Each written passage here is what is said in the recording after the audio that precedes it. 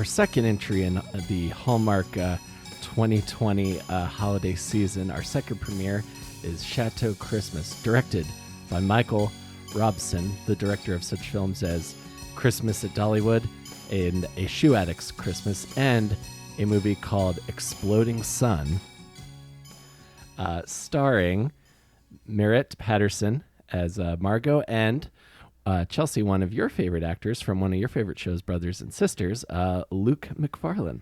Luke Macfarlane, so dreamy and so gay, ladies. I'm sorry. This one's got a charmer, but he's not going to be that into you. Yes, but he does have that classical Hallmark male protagonist handsomeness. So this movie, so to kind of set up the premise, we have Margot, a musician, a professional musician who's super famous, and she's brilliant. But the critics, they've been harsh lately. Yeah, they've been harshing on her. She's not feeling the music anymore. She just isn't in love with it. She's disconnected from herself and from her heart. She has no soul, is basically what they start the movie with. So She's that's a soulless, callous woman, which is how every Hallmark movie starts. Yes, but then also every Hallmark female protagonist is also very career-driven kind of person. Is this also another trope? I would say that is more or less true of every Hallmark movie now that I think about it, but you would think that for a G-rated movie you might have some more traditional gender roles, but yes, typically it's a woman who has no time for love in her life.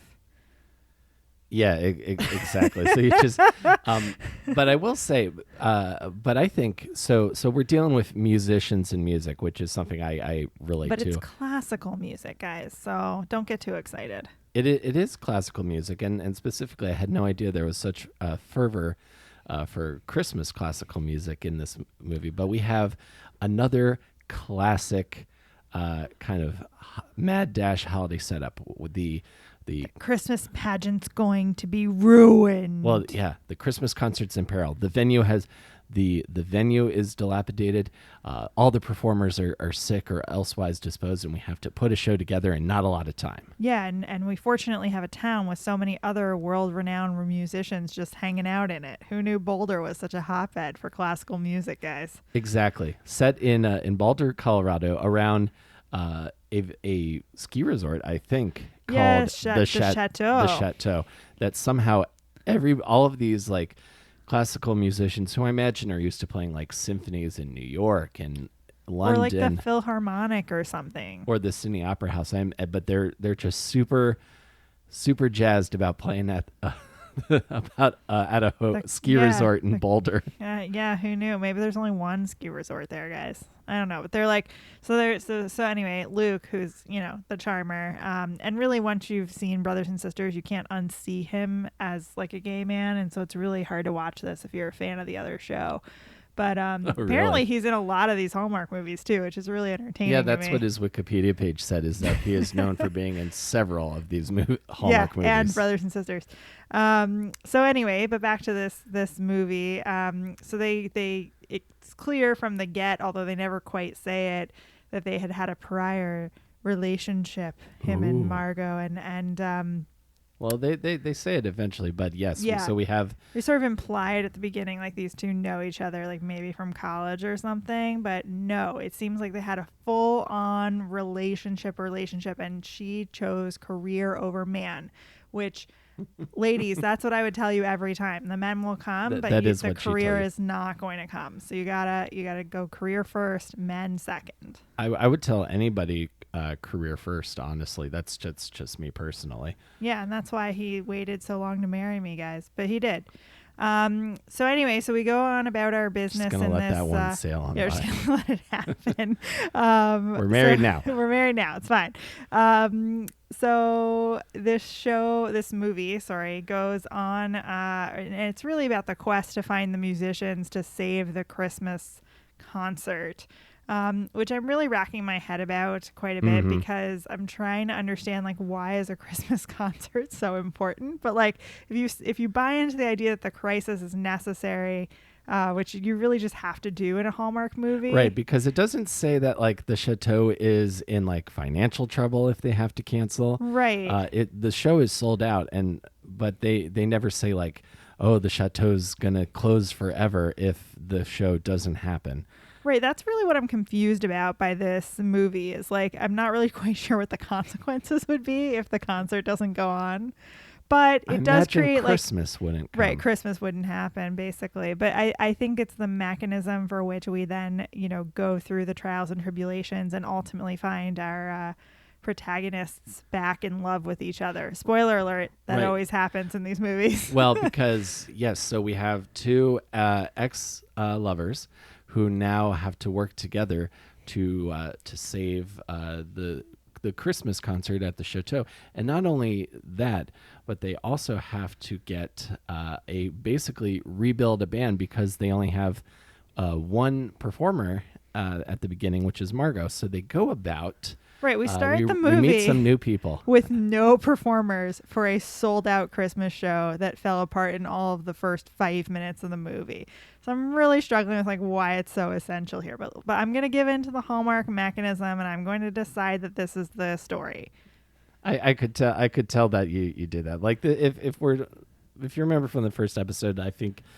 One of the ways Chelsea rates things is how compelled she is to want to look at her phone while watching stuff, and you're kind of watching your phone for a lot of this. I was but I, in fairness, and I assume this episode will come out after the fact, we're endorsing a major candidate for mayor of New York City tomorrow, so I was a little tied up with work. But in any event, though, we're going through this saga of circling up the musicians, and of course we find like two older musicians who also had a former love affair who've now rekindled their romance. And if y'all aren't familiar, that's a good old Hallmark foreshadow, guys. Right. We have the Lafayette Quartet, which I did not realize. Again, who knew the power.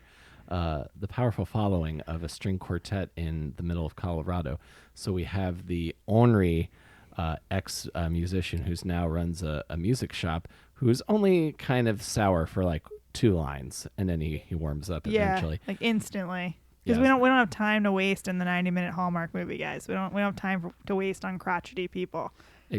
Exactly. But I did want to, before we progress on the plot too much more, I did want to let folks know that the good old Christmas fair is back in this movie like it was in the last one.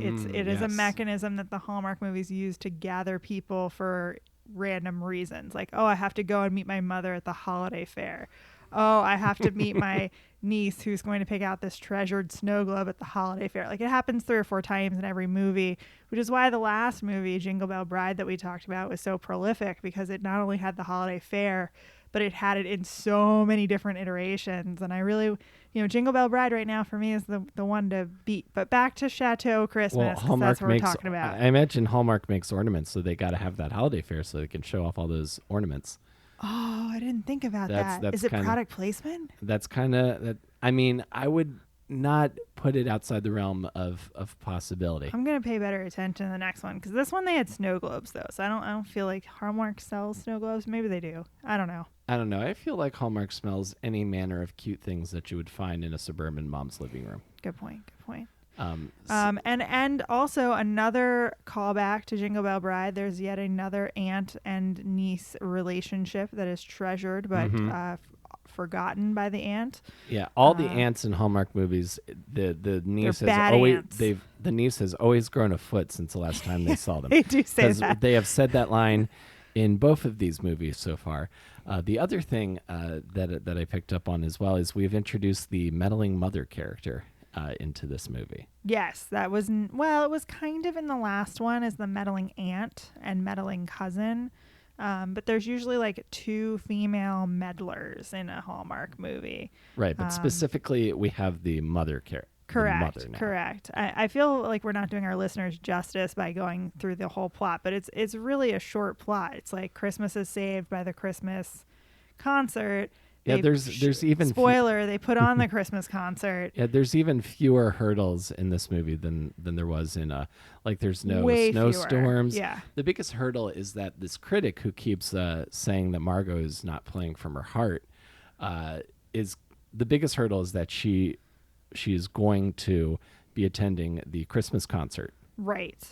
That is a cataclysmic, veering towards the ending of the movie for sure. All to sort of make the manifestation of Margot, having a heart again so that she can fall in love with Jackson Lewis, who's the main character, played by my best friend Luke here. By the way, just fun sidebar, Jackson Lewis is an anti-union law firm. So every time they said his name in full, I giggled.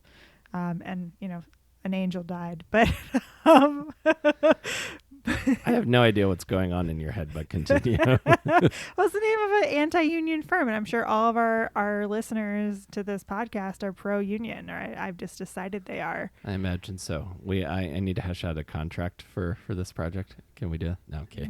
Well, I'll pay you in pot roast. That works for you.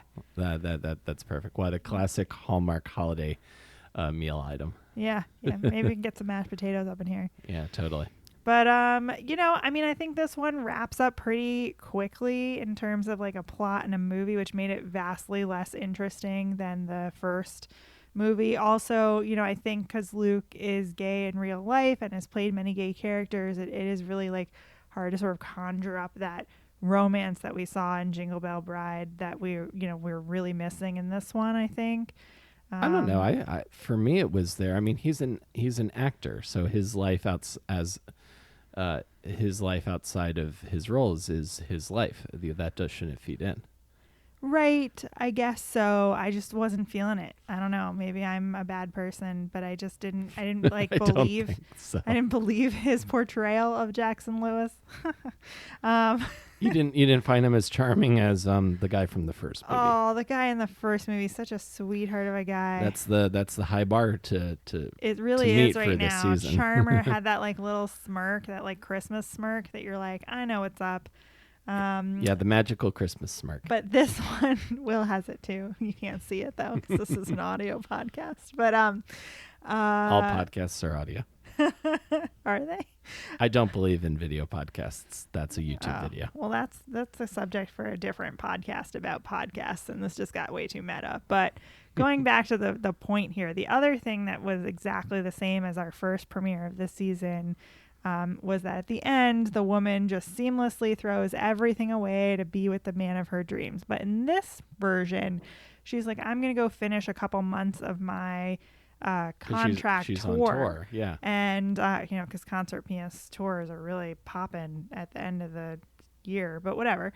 But then she's like, and then when I'm done, I will come back. And he's gotten this position as chair of a local university's music program. And so like, it's clear he ain't going anywhere, but she's just going to be like, I'm going to do this last few things and then I will settle down and have all your babies. And that's just not a fair message that Hallmark should be teaching young women. But Hallmark's really hammering this down. Every woman of ambition in their movies is like, no, fall in line, fall into the patriarchy line. I mean, I feel like Hallmark has really changed in terms of its like progressive nature at the beginning of its movies, and then it just kind of like falls flat every time. We're just like, woman with super awesome career that she threw away men for, and we're like, we value that throughout this like the majority of the movie, but at the end it's like she still needs love, and in order to get that love she's got to ditch everything. Whereas I feel like if we really want to complete the progressive circle, like the guy would be like, screw my department chairship that I just got, I'm gonna go with you on tour because you're amazing and I want to be part of that. Or conversely, maybe he's like, well, I'll be here for you when you get back, baby, because I know you got to chase your dream, and I've got mine here, and I love you so much. Maybe I'm looking for maybe I'm trying to be an optimist, but I agree with what you're saying. Like the women in these two movies so far are ending up in a more traditional role than they like are she literally says, I will like go on tour and then I will settle down with you and have your babies. And then there's one kiss. She doesn't actually say that line, though. She does say that she will settle down and have children, though. Well, she said she wanted that. Right, but that doesn't mean that you can't also be a concert pianist. I agree. So really what they should have said was, we can have those things. Well, they kind of say it was like, we can have those things and have both our dreams together. Not in Boulder, Colorado. What do you got against Boulder? I got nothing against Boulder. They're a bunch of quitters, though. Boulder and Denver. You want to unpack that? They got to the mountains. They were like, "We good here." Oh, they didn't make it all the way to California. They were just like, "Oh, we're good. We're chilling." I see. Also, they eat lunch at noon in Boulder and Denver, which I've always found like very specific. Yeah, I mean it is. This sounds a lot like one of these Jingle Bell Bride sort of like New York City woman's like, how does the rest of the country work? What? Yeah, I mean, well, that's part of the problem with the construct of the Hallmark movie and myself, just personally. Well, it'd be because on the occasions you eat lunch, you're just sort of like just shoveling it in there, like in between. I like pretzels. Emails.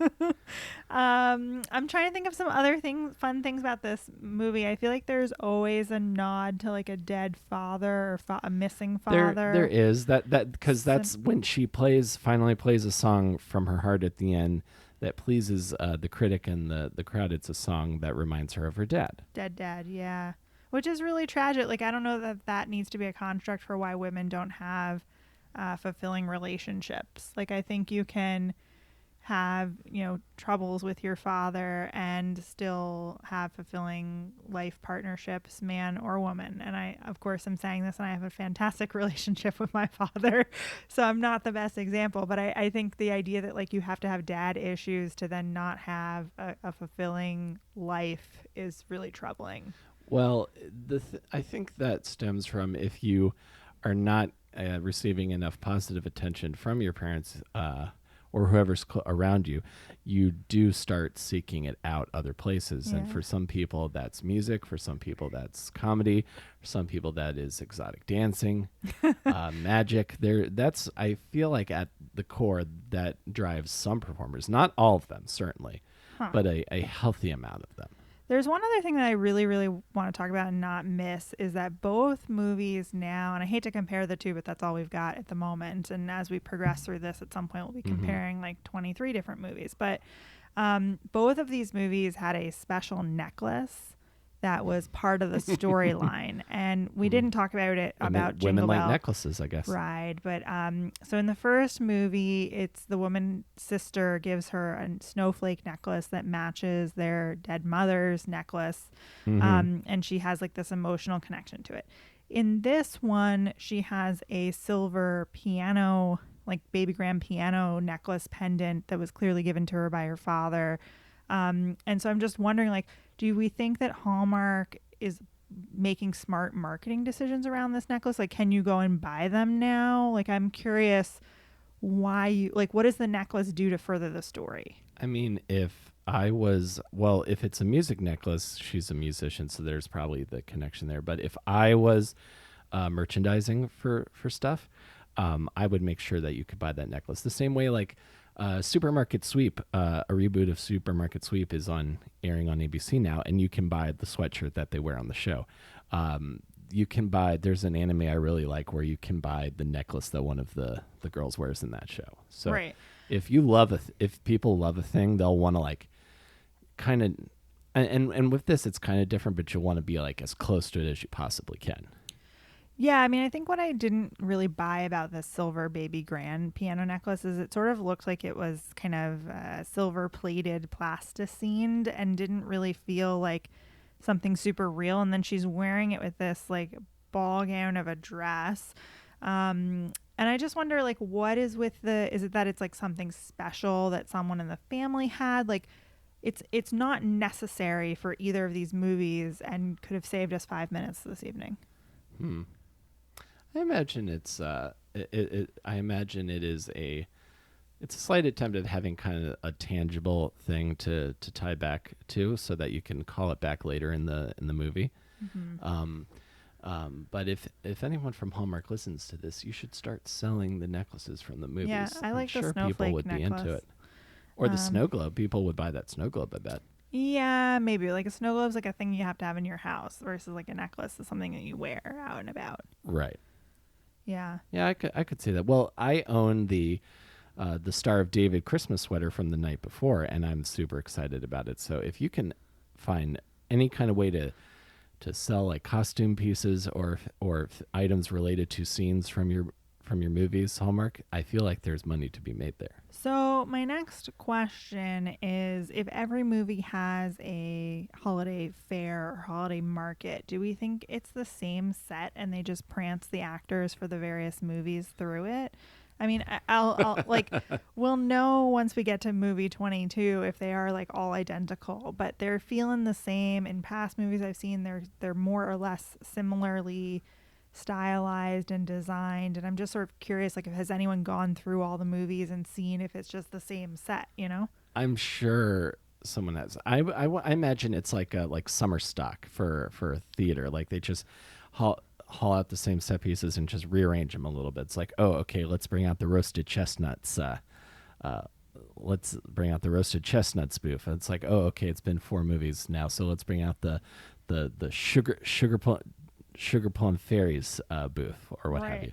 I imagine that would be a good way to save costs. It's also a good way to get like exposition out, so you can have the, seems like things are going really well between you two, and then the other actor can go, oh, I don't know, and it's just like and then they say something kind of eloquent like, your soul is a note, and you just got to know how it needs to be played, or something like that. I think that line was better than the one in the actual movie. Yeah, so. I will say kind of I will say kind of my closing thoughts on this movie. Is my favorite character. I was interested by the music stuff, and I always like seeing creative people either get their mojo back or start playing music again, because we had several members of the string quartet who hadn't played for a while get back again. So I love seeing that. I love seeing that in movies. But my favorite character in this was Luke Robertson's or Jackson's friend, the like PR guy whose job is to kind of like put the whole show together.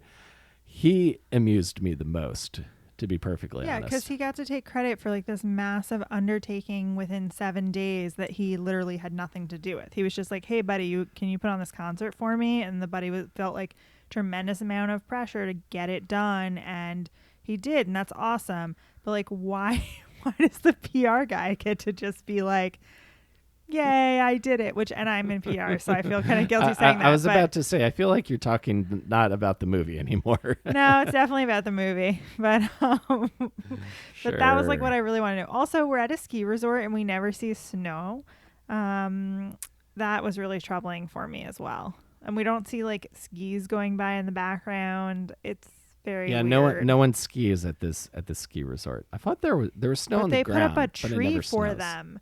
Yeah, should we talk about that? So apparently people who stay at the chateau every Christmas get a tree that's put up in their room for them that they then get to decorate, and magically their childhood ornaments have appeared in the suite to then decorate the tree with. Like your child, like the ornament your dad gave you when you were 6, like shows up at the chateau. And so what I'm trying to understand is like, it's nice that every room gets a tree. Like that's really special for the guests. And like, I'm sure that's an added perk to staying in the chateau. But like, what person is going to travel to Boulder, Colorado with their childhood Christmas ornaments? Well, I also looked at the size of that suite, and maybe it's just my idea of like other major cities, like hotel room prices. I'm like, that is a really big room to stay at for presumably 2 weeks with your whole family. That's got to be like, are you like a millionaire? Yeah, I mean, and and the famous daughter's like work is to be a concert classical pianist. Like I'm sorry, but I can't imagine that like she's raking it in. Like I don't think Yo-Yo Ma's raking it in either. So if she's like the pianist version of him, like I'm really struggling to like see how you're affording that.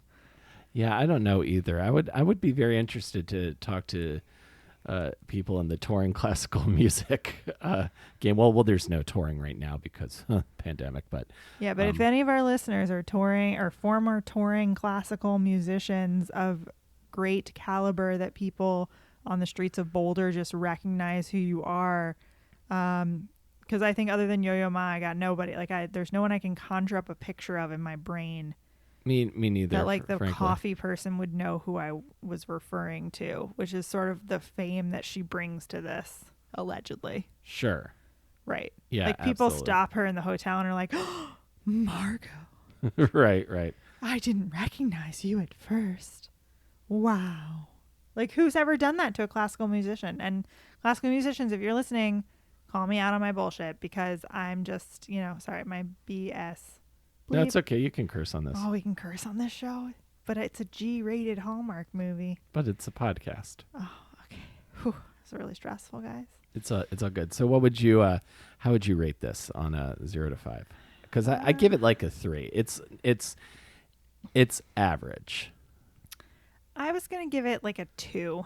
Oh yeah. Because Okay. like it meets all the classical constructs of a Hallmark movie, and then wasted a little too much time for my comfort level. And like the parts that I was much more interested in, which was like this quartet group and like why the friend died, we never got into that. We didn't get into the tough stuff. Oh, they could have visited his grave. Right, we could have played at his grave. Sorry. Not played at his grave, but they could have been like, this one's for you. We could have had an empty chair on stage. Well, there was no stage. They were just playing amongst tables. Well, It was but you like, know what I mean? Like it an didn't empty look table. like the greatest gig, because whenever I show up to a gig and there's no stage, I'm like, oh god, here we go. They had some nice gobos, though. Did you see the little music note gobos on the wall? Yes, that they was did. classy. Yeah, they did. They had good lighting design. I sort of feel like they got whatever theater space that they could for the first scene of the movie, and then like the rehearsal scenes, and they were like, this is all the time we have in this theater, so we have to have the actual concert, which is although the main point of the movie doesn't matter that much to the movie, in like an empty room. Yeah. They were just like, we can't afford to rent this theater space for our bullshit concert. But we do have this hotel. We do have this hotel that we're filming in, right? So yeah, I don't know. I think it's a 2 because I want to give them like a tiny bit of percent. Like if a 1 is your standard traditional boring Hallmark movie, like a 2 has like something slightly different about it, right? Which I think this one with the like everyone's apparently addicted to classical music offered me. But I really think as we progress, the rating scale is going to become really much more part of this. And next week we have 2 premieres and one's on Halloween, folks. So Will and I are gonna be up really late on Halloween, but it's not a Halloween movie. We have the 12 dates of Christmas, which anytime someone's going on 12 different dates in a Hallmark movie, like that's considered sleeping around. I know that's some Scarlet Letter level. Right. So I don't think that one's gonna be rated G. I think we're gonna be at least PG or PG-13, maybe even. What? So we're amping up. That might be why there's only 1 kiss in these 2 movies this weekend, because they're saving up all the other kisses for that movie. I think in a G movie you can have 1 kiss between like a couple, I think that's kind of it. Interesting. What weird Puritan values we are still rating movies on. I find it very odd. We're going to look it up for next week, folks, and make sure that we're like on the up and ups of the rating system, I think. Yes, absolutely. And you can tune in for our upcoming episodes. Should be coming out next week. And it should be a pretty exciting weekend of premieres. But I didn't ask you, Will, and I know we're running out of time, but why did you give it a 3? Because it was, for me, very down the middle. It was like average. Yeah, I didn't think it was. To me, I didn't think it was horrible by the standards of the. I'm grading on the Hallmark standard. I'm not comparing this to like The Godfather right. This or is the Hallmark Citizen 1 Kane. to 5 scale, folks. This is not a movie 1 to 5 scale. Yeah, I didn't think it was dressed. I didn't think it was drastically horrible, but it didn't really stand out to me the way Jingle Bell Bride did. Yeah, I really think, I hate to say it, but right now, Hallmark really kind of blew it all with Jingle Bell Bride, and I'm worried that none of their other premieres will compete. Well, we will have to keep watching to see. Right now, it's the front runner, kids. Yeah, I'll be interested to see what comes next. I'm really excited. I think next weekend's movies are really gonna be awesome. The 12 Dates one is really just scandalous for Hallmark, and then there's a royal holiday as well. Which anytime we introduce like a foreign European princessy royal-y kind of vibe to these movies, they really get amped up and stupid. There's usually like servants that are part of this that are like just ridiculous players in the bits. So I'm really looking for. I mean, I think the past two casts have been like your solid 5 to 6 person Hallmark cast with like your protagonist woman, the male interest, the like older woman figure who's like, I told you so. And then there's like a sister and like on either side of the male and female protagonist, which is basically what we had this time, but it was effectuated differently with the quartet in other ways. Right. So I think like a royal holiday will have a lot more actors in it, which would be much more fascinating. And I know that they're probably going to be modeling after like a Love Actually kind of vibe. So I'll be curious to see how that plays out and how many extras they can afford. Right. That's part of this too, for sure. And although it won't be part of this podcast, Netflix is premiering some fantastic holiday movies this year. And so we might go back and do some fun episodes where we compare and contrast where you don't have a rating system. That could be interesting. Could be fun. Yeah. And thank you guys so much for tuning in. Again, you can follow me on Twitter at ComicWillCarey. You can follow me at Chelsea Connor, and you can follow our amazing Hallmark After Show podcast at Hallmark After Show Pod or podcast, depending on Instagram or Twitter. Yes, and we're available wherever you get your podcasts. And, of course, you can check out my other show, Between Awesome and Disaster. And thank you guys for being here. Appreciate it. Ciao. Peace.